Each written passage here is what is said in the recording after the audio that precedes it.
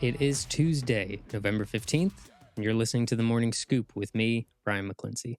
On today's episode, I will be joined by TJ Downing, as we typically do on Tuesdays, to recap our immediate takeaways from the Indiana game this past Saturday. And while it was a phenomenal bounce-back performance from these Ohio State Buckeyes, there are some still lingering questions and maybe even some new ones to get answered before the Maryland game this coming weekend, and eventually that team up north on the 26th.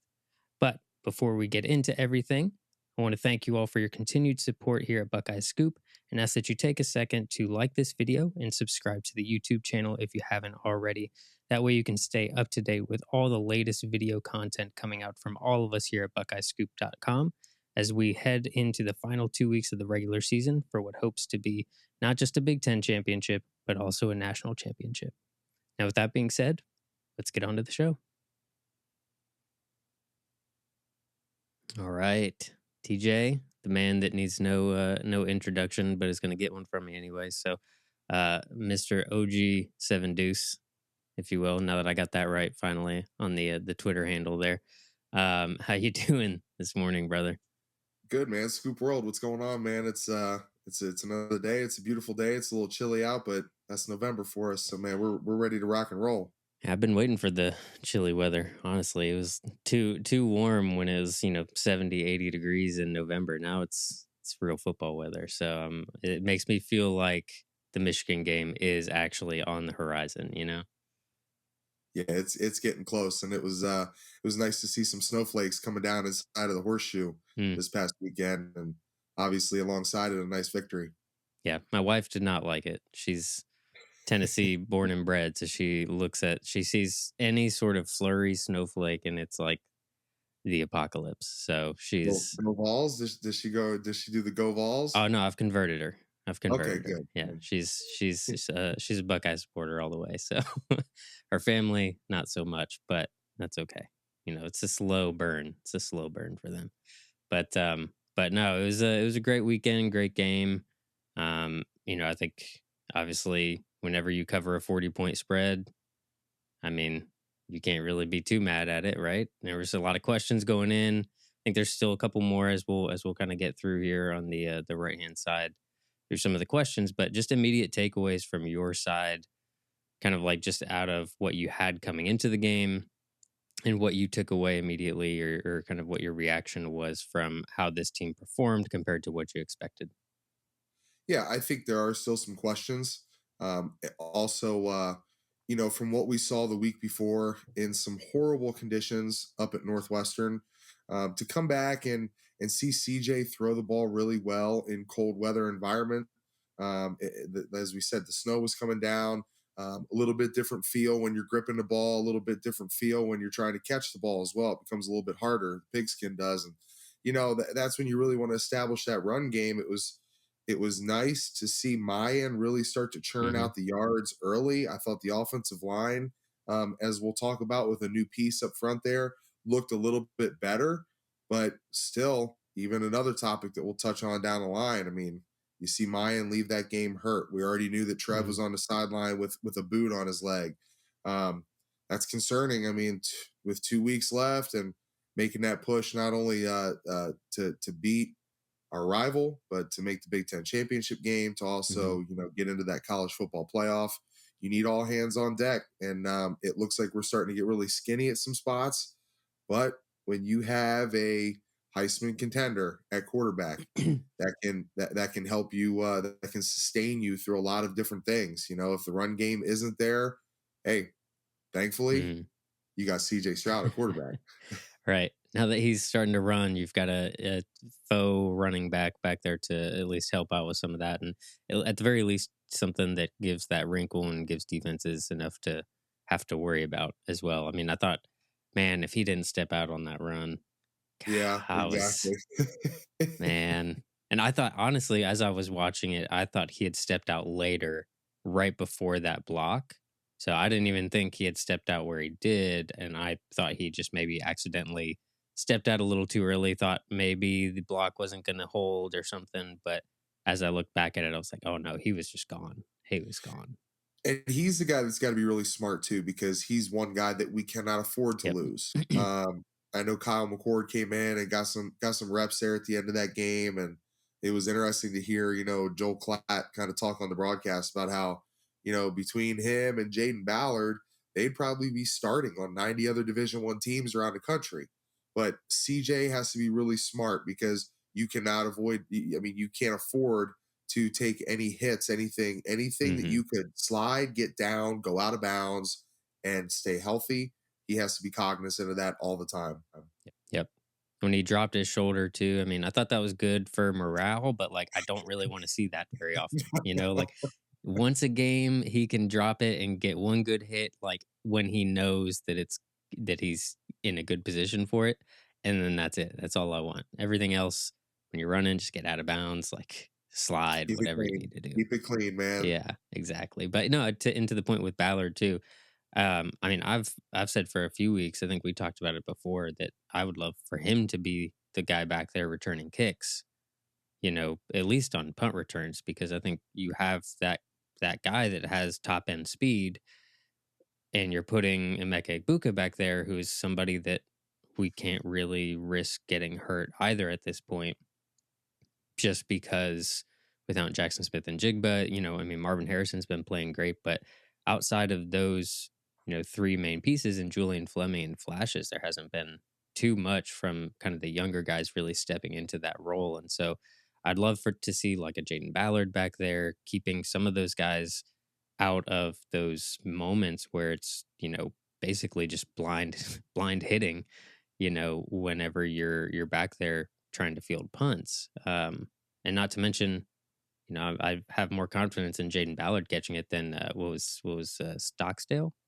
Yeah, Stockstill struggled a little Yeah. bit back there, and I think Jaden Ballard with his track speed, with the hands that he does have, I think that's a nice little wrinkle to put in Yep. back there. Again, you talk about it, keeping some of your top four wide receivers healthy and safe and out of that situation. I mean, Brian Hartline knows as well as anybody Yeah. what can happen back there when you're fielding those punts. I mean, I believe it was his senior year in high school, second game of the season. He broke his leg as he was getting ready to field a punt, and two guys came collapsing in on that front leg. So it's a dangerous job, but Jaden Ballard has that fast twitch, that quick first step, Hmm. that I think he can maybe plant, get some guys to miss, and maybe find a crease and make something happen. I think that's when you look to reward somebody for doing well in practice, doing things the right way on campus, and really, when you can't find yourself into the rotation because the rotation is so thick at wide Hmm. receiver, you throw somebody a bone like that and let them go back there and take some punts. Yep. And another person too that I thought, as I'm thinking about it now, would be a nice little wrinkle, but given what we'll talk about here and running back depth, Xavier Johnson would make a lot of sense back there too, just with how quick and how well he's been able to run after the catch, run at the point of attack as well, and just like sees the field very well, in my opinion. Well, old boy number 10 does it Yeah, all. yeah, he's the Swiss Army knife, if you will, to just beat that dead horse, Swiss Army knife term. We'll Gus Johnson it to Right. death. And a couple other guys just I wanted to highlight as well that I thought had some not necessarily breakout games, but guys that I thought when they were on the field, they flashed a lot more. Was Lathan Ransom had a phenomenal game, and then Jack Sawyer as well, which I think we talked about last week, where we were kind of just waiting and waiting and waiting for that big game from Jack Sawyer, the way that we thought this year would go, and he didn't have a huge statistical game, but when he was out there, I thought you saw his name popping up, you saw his number, you saw him back in the backfield, and you saw him actually like around the ball making plays as well.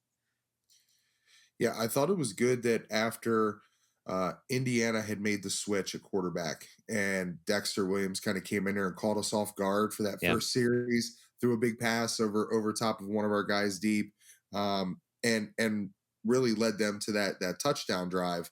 And then to see Coach Knowles make the switch within one series and add in an extra linebacker, which a guy I thought played a really good game as well, was Cody Simon. Yeah. Um, Understanding that what we've come from over the last couple years, where maybe Kerry Coombs would have kind of waited a few more series to, let some things shake out or make any Mm, moves or do any type of adjustments. Jim Knowles did that thing after that first series when that Dexter Williams came in. It was like, okay, that's enough. Let's throw in another linebacker. Let's kind of rotate some things around here defensively, what we're doing, and we're going to snuff that out real quick. And they did that. And you mentioned too, Lathan Ransom. Thought it was a great game for him. To hit all the major statistical categories. Tackles for loss, sack, pass breakup, fumble recovery, all that. I mean, he was right in the deal, and that's good. I've been waiting.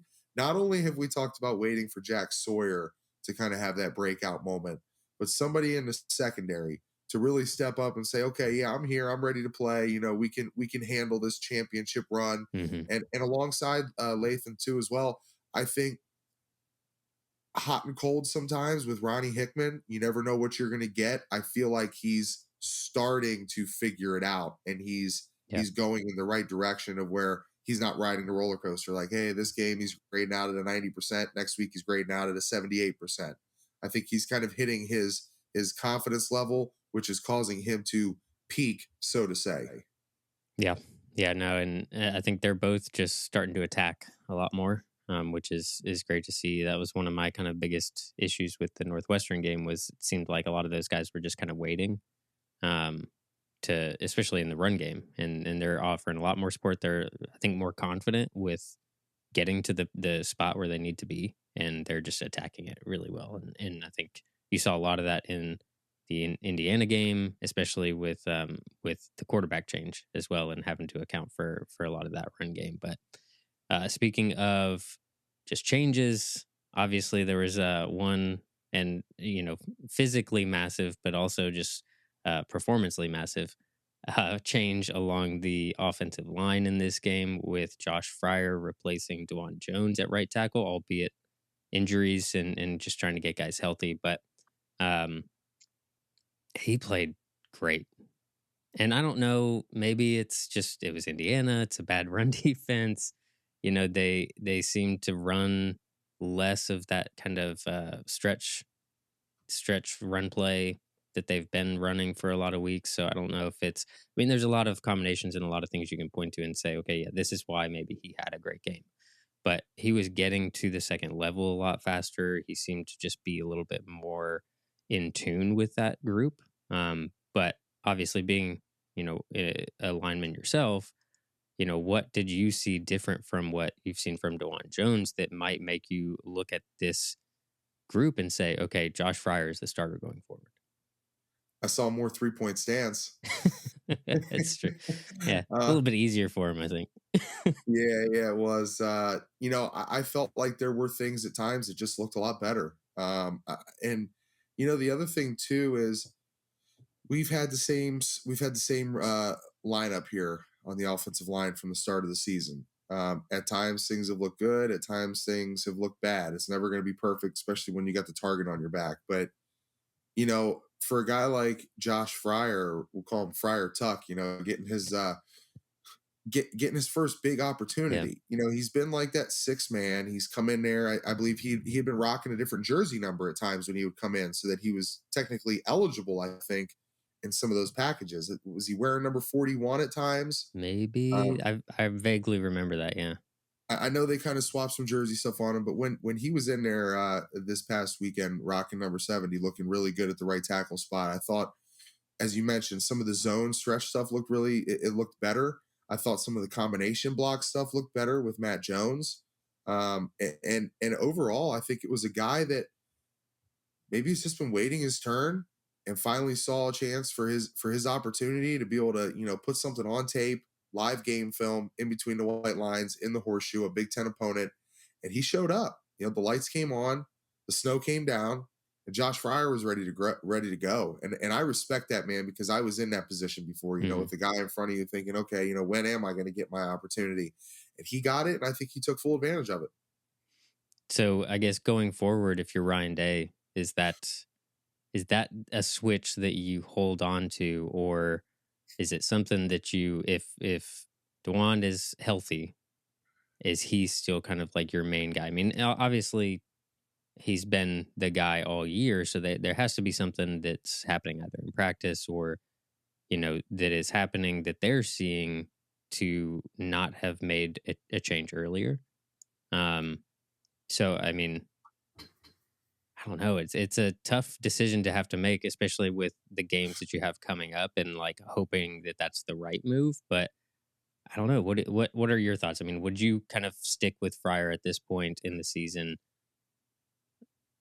Man, it's really hard to say. I personally, I'm an offensive lineman at heart, and I'm ballsy enough to make the call and just Mm, roll with it. I would stick with Fryer, but I don't see any situation where Dewan Jones comes back and he's healthy and they don't play him or don't start him, just because I want to say leadership ability. A guy that's been doing it here for since the start of the season and last year working himself into shape to be able to get good, valuable reps and be able to play 4 quarters because there was a time in his career where a big number 79 couldn't make it 4 quarters. hmm So I think that you'll have the staff look at it and evaluate it and say maybe there's some rotational stuff we do, but I don't see them not starting Dewan. But me personally, after what I saw out there, and even though there were still some deficiencies in the run game, there were still some times where just the scheme and the design and the draw up of the play didn't look like something that I would have been happy running. The way they were doing some of the wham block stuff, hmm or some of your kickback blocks or your kick out blocks. Some of it just didn't look natural, and when you talk about an Indiana run defense that you mentioned, Ryan, that wasn't very good, there you should have really just had your way with them. At times there was like, oh yeah, we had 2 or 3 really good runs, and then they call a play and it's like, wow, that looked like crap. hmm But I think you have to put a lot of stock in what Fryer did. And me personally, I'd pull the trigger and I'd start him. Yeah, I mean, 340 yards in the run game for a team that has had a lot of questions about whether the offensive line can even get push, whether they're physical enough. Like, I mean, it's definitely something you have to consider. And maybe Dewan's health is a bigger issue than we know. So maybe it's an easier decision for the staff, going forward. But I'll be curious to see kind of what happens, at Maryland. And, if Fryer does play at Maryland, I mean, this might be kind of the other opportunity, get him back in there, see if it's a recurring theme. And if it is, then maybe that makes your decision even easier. But even then, the other point to that, running game success is going to be the running backs. Obviously, you mentioned it earlier. Mine Williams had a phenomenal game. Delon Hayden came in. We had 200-yard rushers for the first time in 3 weeks before we've had, not one single 100-yard rusher. So it was great to see both of those guys getting in. Obviously, Delon, you don't want to see it in the example that you need, or that you needed him in this game with Mayan going down with that injury.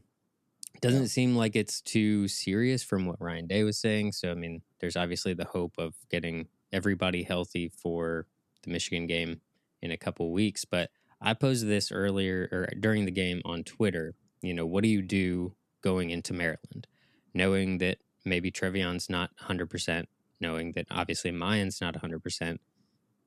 Maybe you get Chip Trayanum back, but I guess the question, right, would be, do you sit those guys knowing that you have Michigan coming up and putting in a DeLon Hayden and trusting that like a DeLon Hayden, a Chip Trayanum, Xavier Johnson, CJ Stroud, that you can kind of blend other people together to fit that run game and keep those main two guys healthy for the stretch run that you're hoping to make?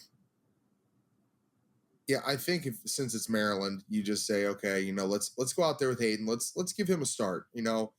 Had some great runs last week.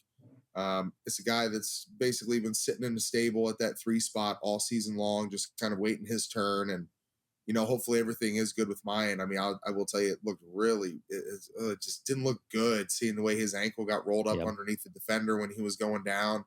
And a lot of times we get that from coaches, like, oh yeah, he's gonna be fine, he'll be back. Really just kind of trying to downplay it, but I think Mayan he's taken a lot of punishment this season, and really a lot of it's on himself because he's just that physical type of runner. hmm He's not going to avoid contact like some other running backs out there.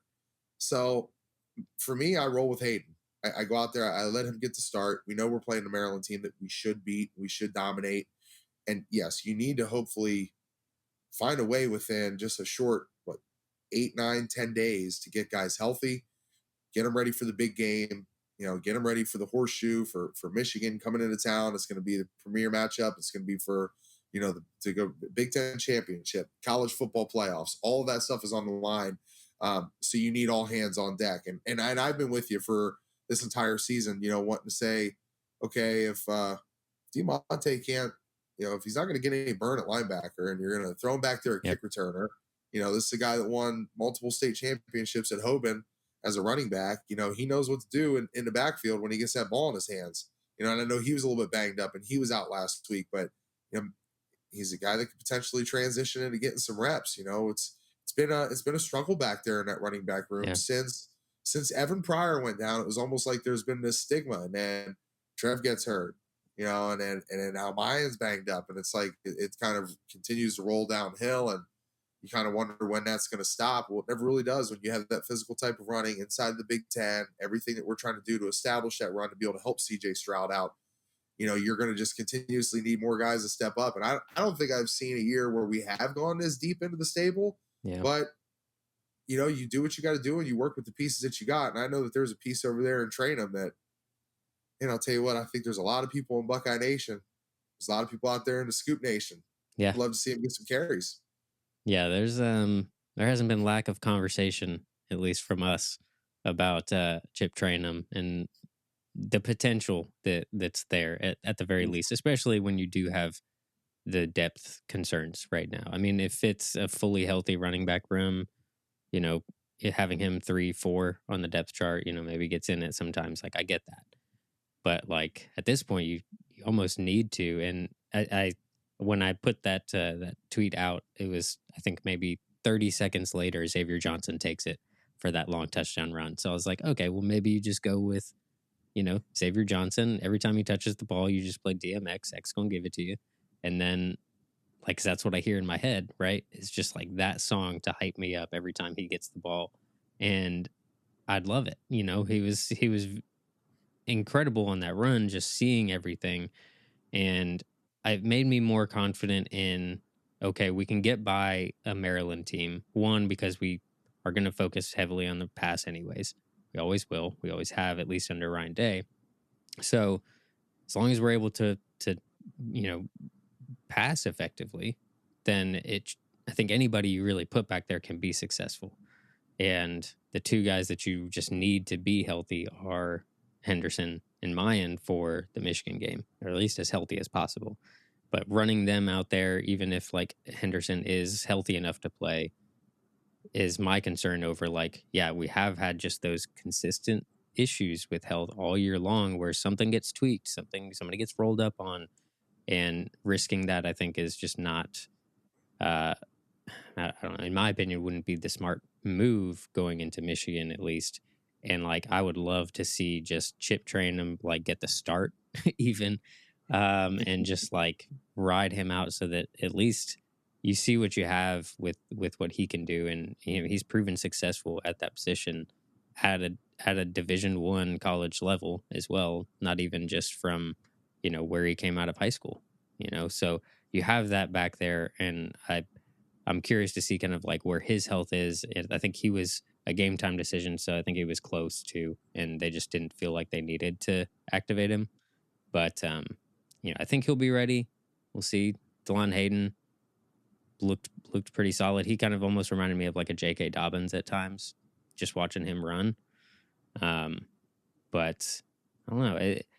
It's a good room, but man, I'm looking at this Michigan game and I'm saying get everybody you possibly can as healthy as possible. If you're up 30 points, just take everybody out. Yeah, right. Yeah, I think number 5 out there, he looked like the throwback to a guy some people in Scoop Nation remember, Ira Guilford, like an Ira Guilford throwback out there rocking number 5. But no, I like your guy you're talking about, man. X gonna give it to you. Swiss Army knife gonna give it to you. We'll beat that a little bit more. I mean, he looks good when He does jet sweeps. Yep. He looks good in the pass game. I think we've had him in the Wildcat before.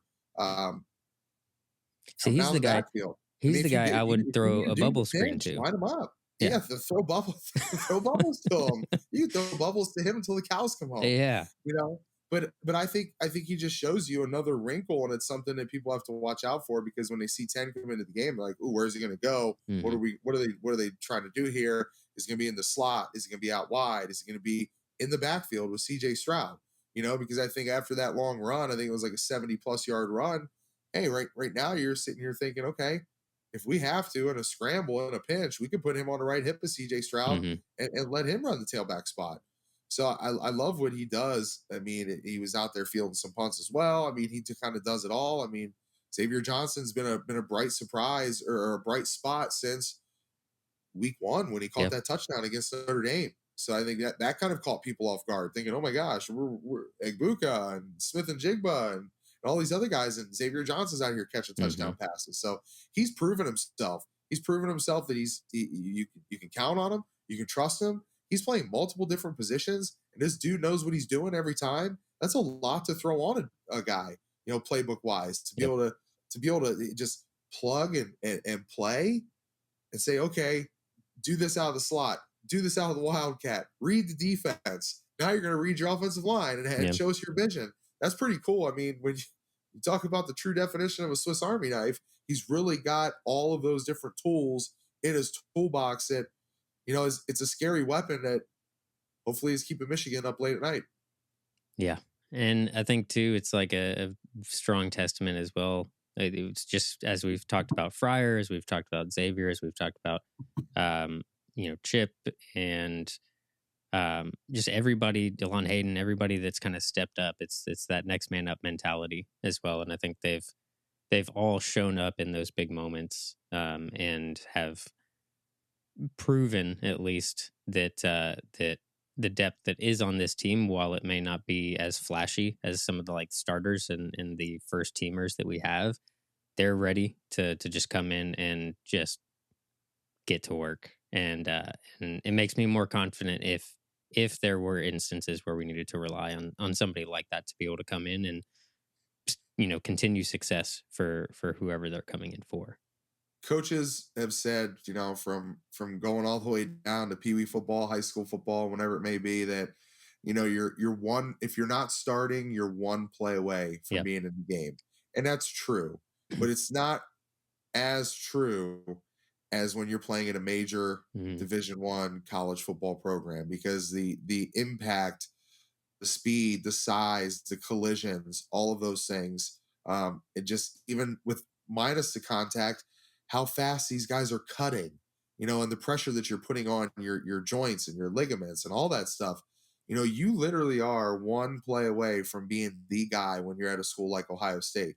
So understanding that, hey, guys are going to go down, guys are Mhm. going to get banged up. When you get your moment, when you get your opportunity, you better be ready for it. And that's where the big word that we always circle, preparation, comes Yeah. into play. You may not be a starter, but you got to prepare like you're a starter. Because if you don't, when your number is called, you may fail that Mhm. opportunity. And you don't, those opportunities are few and far between at a school like Ohio State. So if you get it once, it may not come back a second time. So you got to grab it and take reins by it. And I think that's what Josh Fryer did. I think that's what a guy like Hayden has done. And I think that's even what Xavier Johnson did the other day. Yeah. And so complete side point here, but just because it happened last night. So in Monday Night Football, I don't know if you watched the post game interview with I Taylor didn't get Heineke, into it. but they asked him essentially like, do you think basically you've done enough to earn the starting role, knowing that like next week Carson Wentz could be back, right? And he had a great response, and that he said essentially exactly what you said, which is, if Carson's the guy, he's like, that's not my decision. If Carson's the guy, like, then I'll be there to support him 100%. And like, you know, if I'm not the starter, I'm one play away from becoming the starter again. So like, Right. I'll be ready, if that happens, and like, I'll be ready to take over and just do my thing. But like, I thought that it was very equivalent to exactly what you just said, where it's, you've got to be prepared, you've got to be ready for that moment if and when it comes. And I think our guys have shown, a lot of them throughout the season, that they are in terms of preparation, in terms of what the staff has, put together for getting them ready for those moments. They've been able to come in and do that really well as well. And it's not an easy thing, at any level, but let alone a level like they expect you to perform at Ohio State. Right. And then the other piece, game plan. I know you joked about it before we started this, but bubbles. So I wanted to talk to you a little bit just about bubble screens. And we've seen it throughout some of the game plans that Ryan Day has put together for a lot of these teams the last few weeks. And they haven't really worked too terribly well. So I'm curious, like what do you need to see from a defense in order to feel confident that a bubble screen is going to work, and then have it not work? And I guess the continuation of continuing to go back to it doesn't, like, the first play of the game, I wanted to scream. Um, but it's just something that you look at, and as a fan, if it's not working and you continue to go back to it and you continue to go back to it and it continue doesn't work, it gets incredibly frustrating. But obviously, it is a part of the game plan that Ryan Day puts together. So, um, how do you, I guess, kind of scheme around that? What do you look for from a defense to be able to actually make that work effectively? And is it something that, I mean, I haven't seen anything that would give me reason to think it would work against a team like Maryland or a team like Michigan, even. But, um, obviously, I trust the staff is going to put together the game plan that's going to win the game. And if that's a piece of it, then great. But I'm just not sure what they're seeing to make them confident that it's going to work. I think a lot of it just comes down to what the quarterback is seeing from the defensive backs. So we would run a lot of times. We would have a bubble to one side, and then we would have maybe a quick slant to the other, or we'd have a running back or a tight end screen to the other side. So it almost gave you an option as the quarterback to say, okay, these cornerbacks are playing off, which a lot of times cornerbacks are going to play off against us because our wide receivers across the board are just too good. If you're playing up and they beat you, they're getting behind you. Mhm. And CJ Stroud is not going to miss. Just like back in the day when Troy Smith was on his Heisman march, he was not going to miss. So if you came up and if you tried to play up tight on Ted Ginn, you tried to play up tight on Santonio Holmes and you miss, man, those guys are going to go right behind you, and it's going to be six easy. So I think a lot of times coaches will just say, okay, let's give an easy one or give a softball to our quarterback and our offense, but let's just let's give our guys the opportunity here. CJ, if you see this cornerback playing more than 5 yards off the ball, throw the bubble. If you see them pressing up, well, over on the other side, we're just going to run a quick slant. So all that dude has to do is just get inside that cornerback because he's pressed up, and boom, just a quick little 5 yard hitter. See what happens. Make somebody miss. You never know what's going to happen. So it was always funny to me whenever you go back and watch the film, you'd see offensive linemen running the play like it was supposed to be going to the left. And we're like setting it up like, yeah, this looks really good. This is going to be really good. And boom, he just throws a bubble over to the right. Like, come on, man. throw the bubble. Right. So Yeah. it's all about what the quarterback sees.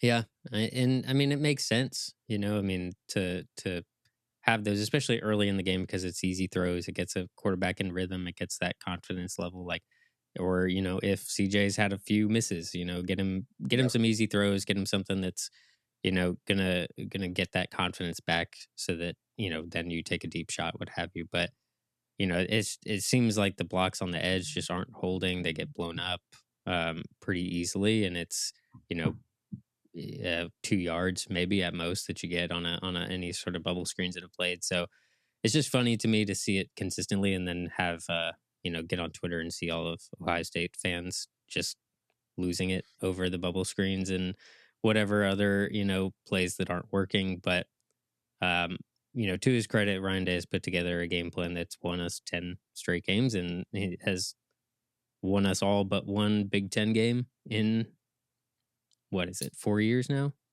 Yeah. And one of the other things too, I mean, two things really. I know this is another one of those cliches that you would hear from coaches, but take what the defense gives you. Hmm. If they're going to give you an easy 4 or 5 yards, just go ahead and take it. But really, what I think the bubble is, when you talked about, oh, they throw the bubble, but they only got 2 yards out of it. The bubble to me is like going to Vegas and playing roulette. You have 36 numbers. You can put your marker down on one of those numbers, and you have really high odds if your number hits, or you have a really high payout if that number hits. But the odds against it are not great. But every once in a while, you just see, if you constantly screw with a defense, and throw that bubble, and then go back to some other stuff, and then come back to that bubble, you're hoping that it is a home run shot that you get out of it. You're hoping that you get that perfect block from your other wide receiver, just to be able to bounce underneath, give your guy that has the speed, has the skill, has the athleticism, just quickly get the ball into his hands, make one person miss, and you're out the gates. So I think that's what it is. It's risk reward. You know that a lot of times it's not going to break, but there is that one in 36 times that it's going to go Hmm. for like a 70 yarder. Yeah, I'm drawn back to Minnesota last year when Trevion Henderson. That was more of a design screen than just like a called screen. But man, he just shot out of a cannon on that one for, I think it was like a 56-yard touchdown or something like that. But yeah, I mean, it can work, and it when it does, I'm sure everyone will applaud the decision to throw the screen in Rejoice, that instance. rejoice. Um, I will as Hallelujah, well. it I will works. gladly admit that I will clap right along, and I will admit that I was wrong. But no, I think this week is a tenuous week. Everybody's looking ahead at Michigan. Everybody's just waiting for that matchup. Both teams, and I think Michigan has the harder game this week too against Illinois. I don't think they lose, but these are not teams that you can overlook. Maryland's not a team that you can overlook. They're talented offense. They can definitely put up some points, and I think Ryan Day and the staff will have the best game plan available. They'll have the best players out there. They'll have health kind of in mind, and make the right decisions when it comes to, as we've talked about, Fryer, running back depth, making sure that they have people out there that are going to be prepared and be ready to win this game. And I think it's a 27.5 point spread at this point. I don't know that they cover it, but I don't think it's a close game. But get by Maryland, and then it's on. On to the big one, man. It's focused at this point. It's staying dialed in. None of those coaches are over there talking about Michigan. They're all saying, "Hey, one game at a time, one week at a time. Handle your business. Can't afford to have any stumbles." That old saying that we used to rock: September is for pretenders, Mhm. November is for contenders. You got to handle your business. Doesn't matter who the opponent is. Can't look forward. And even though it is going to be fun, what's coming up on the backside of it? I Mm. think it's a business trip at this point. Go down there, handle your business, stay healthy, no more injuries. Can't afford any more banged up guys on the sideline, because now you're getting to the time where you're going to be playing the premier talent in the country, and you need your best players available. Yep. Couldn't agree with you more. And because I can't agree with you anymore, that is everything that we have for today. So this is the end of the show. We emptied the tank, man. we We're spent. we did. We emptied it. We emptied the tank all the way. We are down to E. But we'll be refueled, and we'll be back next week. Yes, we will. Scoop Nation. Can't wait to see you, Ryan. As always, man, a pleasure. And everybody have a great day, and go Bucks. Yeah, pleasure having you. Looking forward to next week, and we can do this all over again. But have a good one, brother. Go Bucks. Go Bucks later.